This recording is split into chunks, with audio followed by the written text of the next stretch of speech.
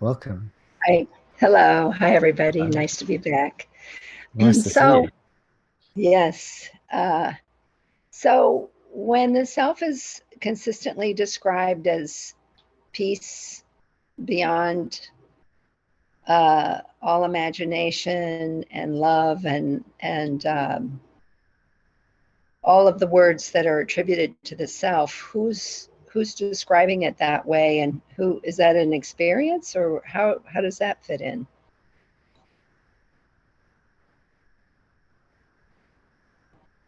Thank you, Julie. So is your question, I think, is saying, look,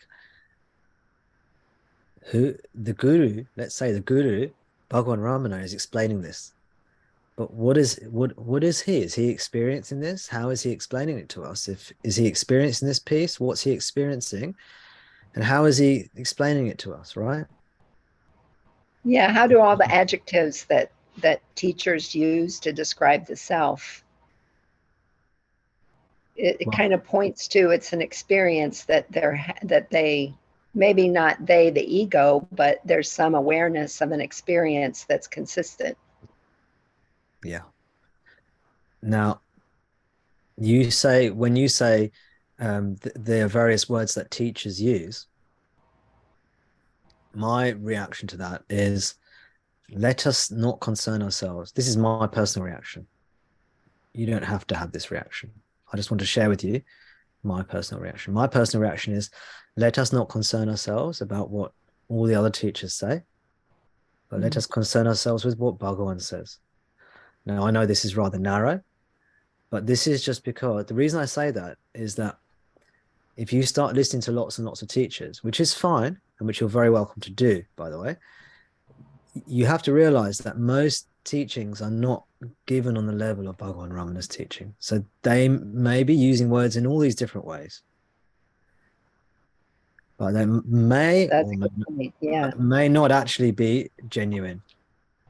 There may not be any genuine realization there.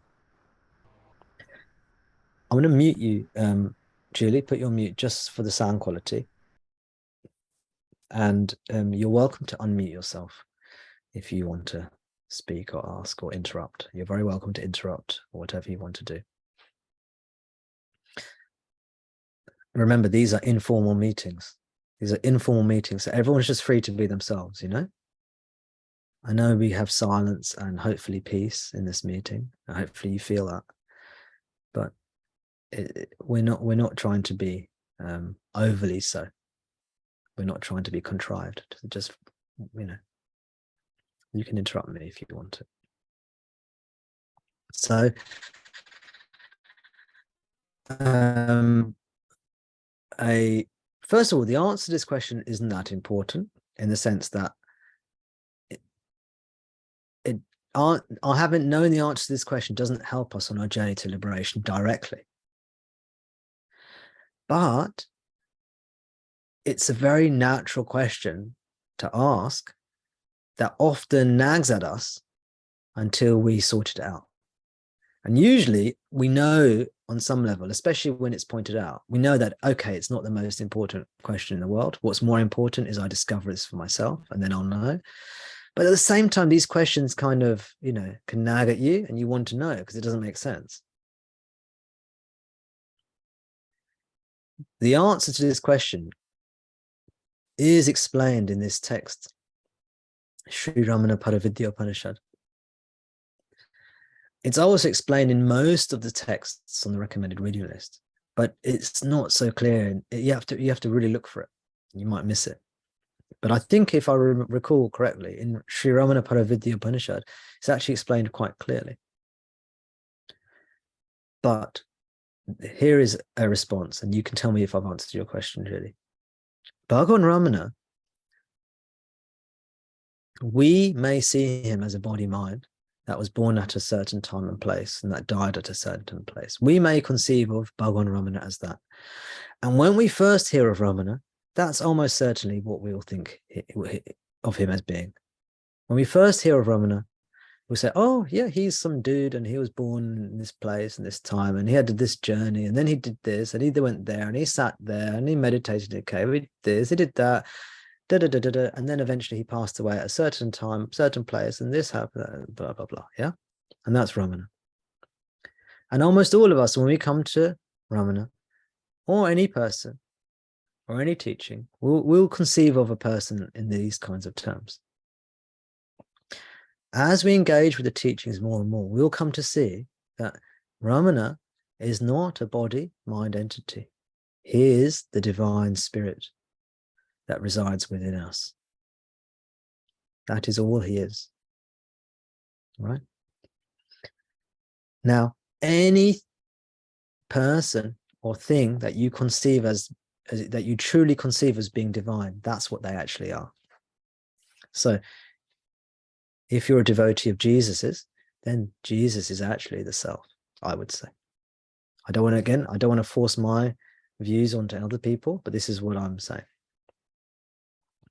But because I'm a devotee of Bhagavan, and I'm a devotee of Jesus, actually, I love Jesus. But because I'm a devotee of Bhagavan, let's say, for this purpose, I will say Bhagavan is the self within us. That nameless, formless self. Formless means, some people, when they hear the word formless, they think of this sort of, I don't know, wispy, gaseous mist that kind of pervades things or something. But formless means without form. And that means, form means objects. That's what many people miss. When we say that the self is formless, we think of, oh, maybe it's like air or a gas, you know, or a liquid or a fluid, you know, like water or gas or atmosphere, you see. But we see an atmosphere or a gas still exists in time and space and has some kind of form. It's just a subtle form. It still has dimension to it. The self is truly formless, means there's no objects in it at all. It's totally non-objective. There are no projections in it, as we've explained earlier.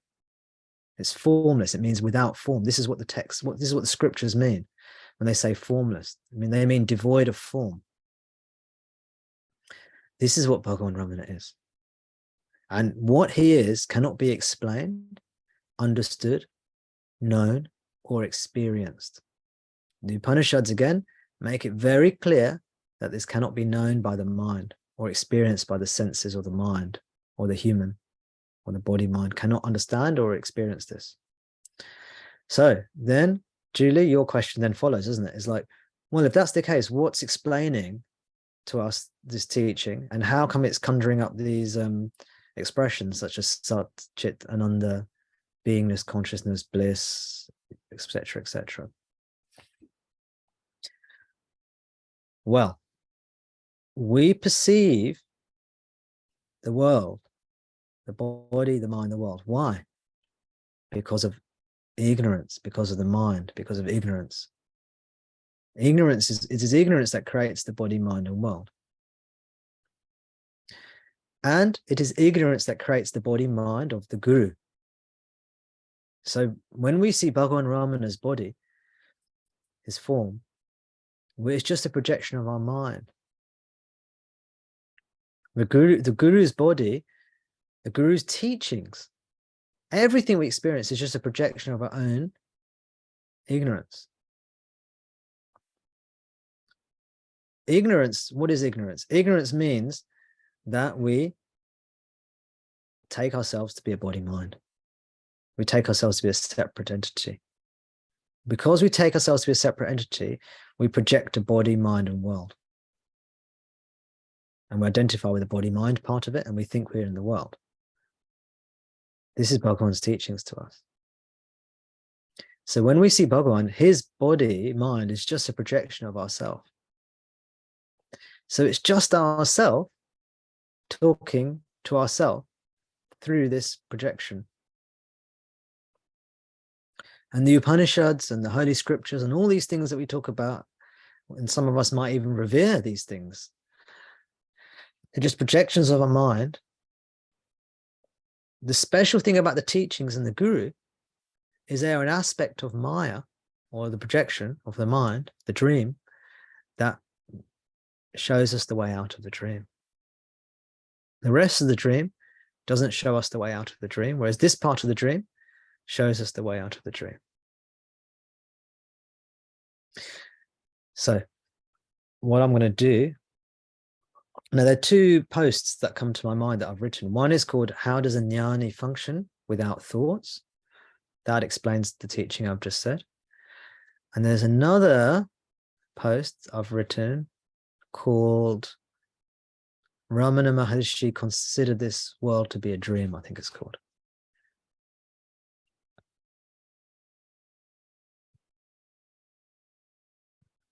The world should be considered like a dream.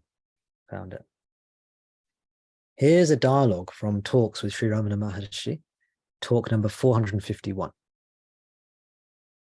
So what's happening is that a Swami, a holy man, holy person, is having a conversation with Bhagavan Ramana, right? And clearly what's happened in this conversation is Bhagavan Ramana has explained that everything is a thought, everything is a concept, right? Some people challenge this idea naturally because it's a crazy idea for most people. So the Swami is challenging him. Swami is saying, so this is what the Swami is saying. Swami asked, I feel toothache. Is it only a thought? Guess what Bhagavan Ramana says? He says, yes. Swami replies, why can I not think there is no toothache and thus cure myself? Ramana says, when engrossed in other thoughts, one does not feel the toothache. When one sleeps, the toothache is not felt. Ramana is saying, when you're not thinking of the tooth and when you're asleep, you don't feel the pain. It's because it's just mental, he's saying. The Swami is not happy with this. He says, but the toothache remains. But the toothache remains all the same, the Swami says. Ramana Maharshi says, such is the firm conviction of the reality of the world that it is not easily shaken off. The world does not become, for that reason, any more real than the individual himself. So what Bhagavan Ramana is saying is that most people are so convinced the world is real. It's not easy to lose that conviction that the world is real. But then Bhagavan says, the world, in fact, is no more real than the individual yourself that you take yourself to be. So as real as you think yourself to be, you will think the world is equally as real. And when you start to see through the illusion of yourself, you will naturally start to see through the illusion of the world. Now the questioner starts saying, the questioner says, or the Swami says, now there is the Sino-Japanese war. If it is only in imagination, can or will Sri Bhagavan imagine the contrary and put an end to the war? You see? So it's a logical question, a good challenge, right? Bhagavan's saying everything's a thought. So the Swami is saying, look, there's a war going on. If everything's a thought, can Bhagavan please think of something else and make the war disappear? Right? It's a good challenge, right? So he's saying, can or will Sri Bhagavan imagine the contrary and put an end to the war? Bhagavan Ramana says, the Bhagavan of the questioner, i.e. Sri Ramana Maharshi himself, the Bhagavan of the questioner is as much a thought as the Sino-Japanese war. And then in brackets it says laughter. People laughed. So the Swami is saying, Bhagavan Ramana, if it's just a thought, we'll just put an end to the war by thinking. He's saying, I am just as much a thought. The body-mind that you take me to be is just as much a thought as the war is. To put it very simply, as Shankara put it, as the Upanishads put it, as Gaudapada puts it, this world is like a dream. It's the self talking to you through ignorance. We create the dream.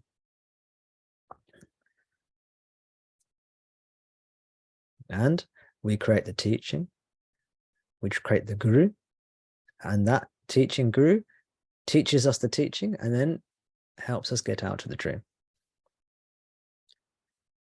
Now, there can be a logical question that follows. How can a dream guru get you out of, how can something in the dream wake you up out of the dream, right? So this is also answered in this post. Let me actually post the link for this. This is a very concise post that I wrote.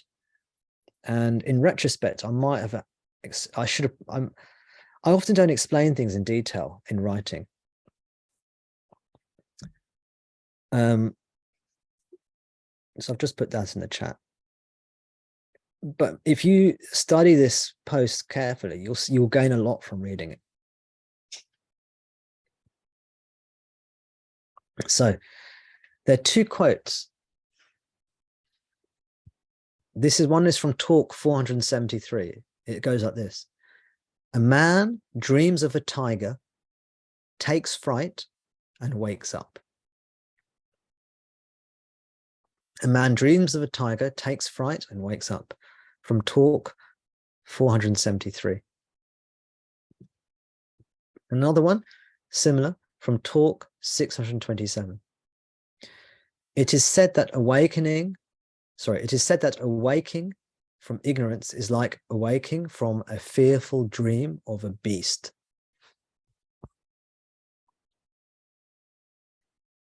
Right? A man dreams of a tiger, takes fright, and wakes up. What does this mean? What's he talking about? Why is he saying this? The tiger is the guru. The guru is a creation of the dream, projection of your mind, projection of ignorance, projection of yourself, you could say, if you wanted to. Strictly speaking, it's not a projection of yourself. It's a projection of ignorance. But that's another point.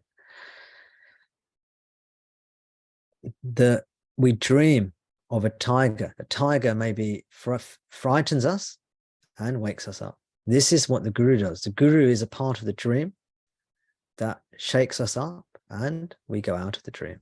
So he's saying this is how the teachings work. They're dream guru, dream teaching that wake you up out of a dream, just like you can dream of a beast or a tiger and that will wake you up out of a dream. Do you see? He's showing you how a dream entity can lead to waking up out of a dream. The fact that he's given these metaphors and analogies should show to you that what I'm sharing with you is an accurate representation of the teaching. The fact he's having to explain the teachings in this way. The fact that he's having discussions with swamis about the swami saying, hey, is my toothache a thought? Bhagavan says, yes. Is the war a thought? Bhagavan says, yes. Well, why don't you think something different? The Bhagavan that you want to think something different is also a thought.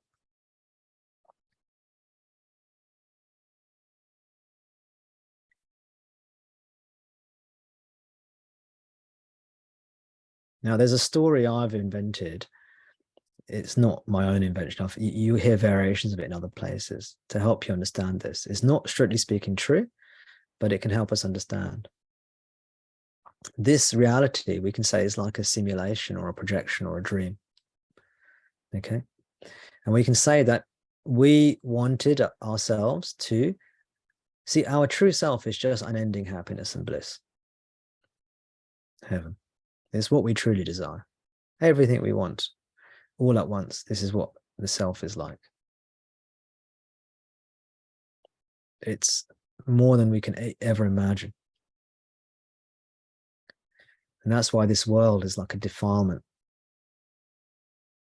in comparison. And the fact that we stay attached to the world is like pitiful. Bhagavan Ramana says it's pitiful to see these people. This is rhetoric. This is rhetoric to help you wake up.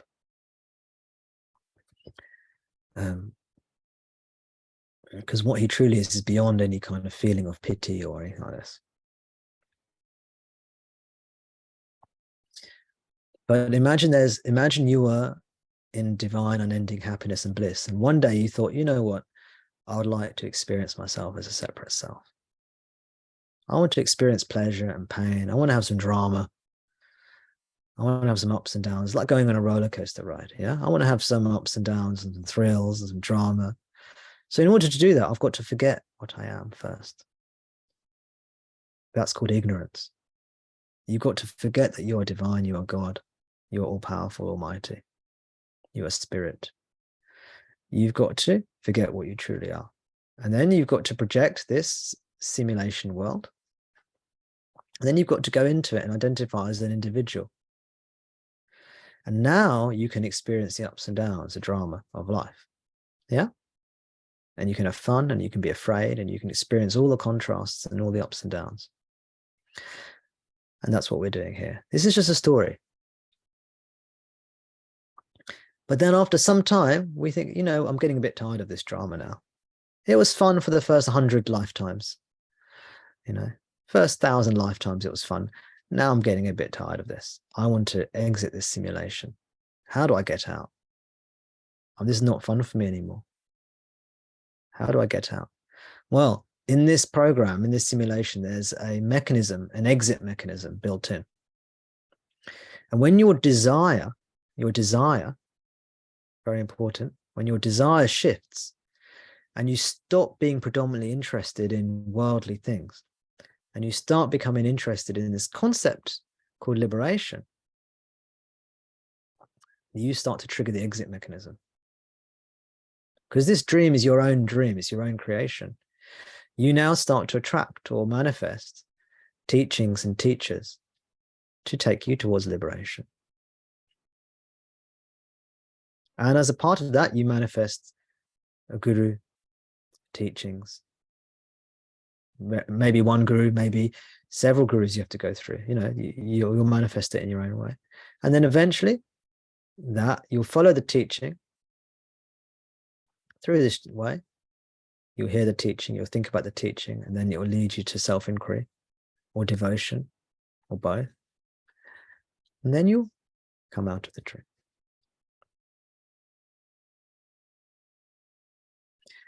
This is just a story, a way of explaining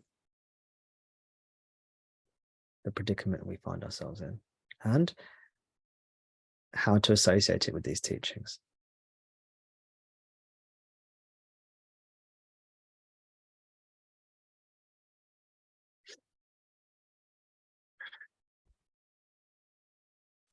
Does that answer the question, Julie? Yes, it's brought my mind to complete checkmate. Just can't come up with a thought, which for this mind is pretty unusual. So it will eventually, I'm pretty sure, but right now it can't. So yeah, that was wonderful. Thank you. You're welcome. Thank you. I'll take that as a compliment, as opposed to your voice sent me to sleep, sent my mind to sleep. But I'm gonna take it as a compliment. I'm gonna ignore any negativity, any possible negative interpretation, and Tom is a good teacher. I'm a good teacher. I'm a good teacher. I'm just building myself back up there, in case any sort of stopping negative voices coming in there. I'm just joking. No, I'm very glad, Julie, that it's answered your question and brought you peace, stunned you into silence.